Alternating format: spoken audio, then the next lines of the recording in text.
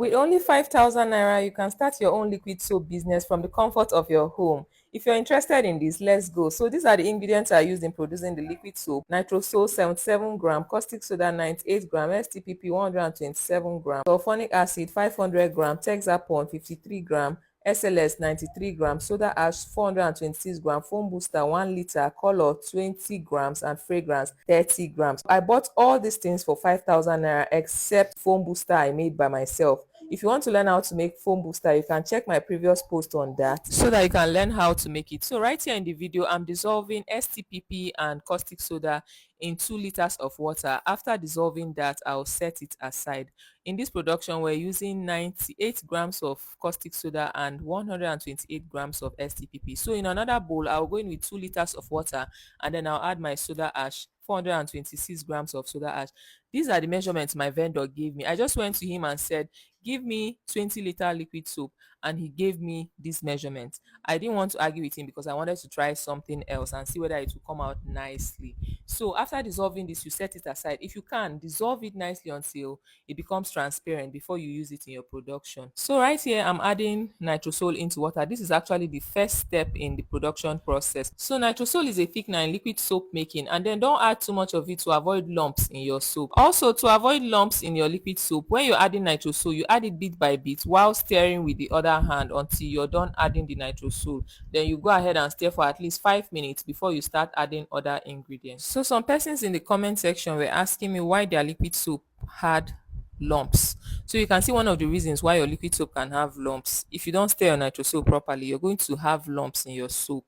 I had to sieve these ones out before I went ahead with the production process, and it was very difficult for me to dissolve the lumps. Another reason why your liquid soap can have lumps is if you go ahead to add your powdered ingredients like that without first dissolving it in water, your soap will come out with lumps, trust me. So that initial process of dissolving your powders in water before adding them to the production process is actually very important so that you can achieve a smooth soap. So right here, I'm trying to sieve out the lumps and then try to dissolve them and then add them back into the mixture. You don't want this to happen, so add your nitrosol bit by bit while stirring with the other hand to avoid going through this process. So after dissolving it, I went ahead to add the STPP and caustic soda that we dissolved and set aside. Remember, we dissolved it in 2 liters of water and set aside. So you add it to the mixture and continue stirring. Stir any ingredient you add at least 5 minutes before adding the next one. This will help all the ingredients to incorporate nicely. STPP is a water softener, and then caustic soda reacts with other ingredients in the soap making process to produce a nice soap. Do not add too much of caustic soda so that your soap will not end up peeling your hands when you're using it. So right here in the bowl, I'm dissolving sulfonic acid 500 grams, SLS 93 grams, and Texapon, which is also called SLES 53 grams. So I've never used this measurements to produce liquid soap, but I just gave it a try and it came out nicely. So let's continue.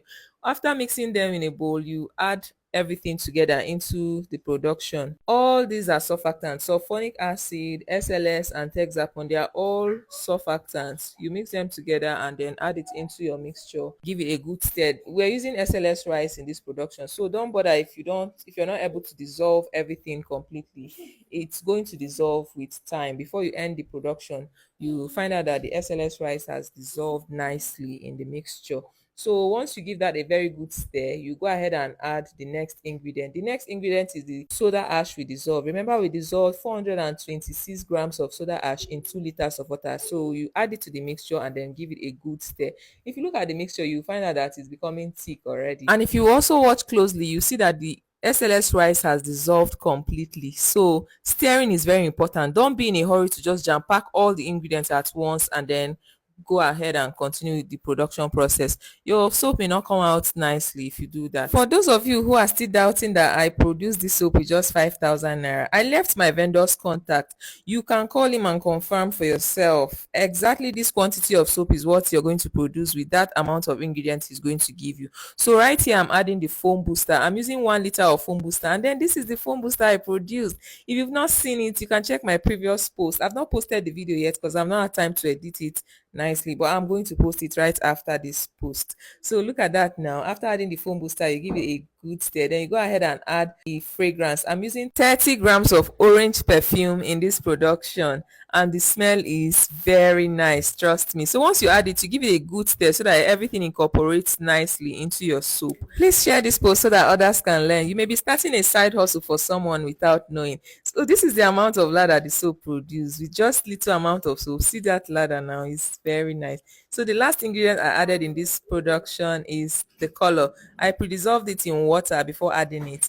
Thank you for watching. Like, comment and share, please. God bless you. And before I forget, don't let your husband side chick give him a male child before you contact Guarantee Scan. Their and office location is Nyanya beside First Bank. You can contact number on the screen to book an appointment with them. Bye.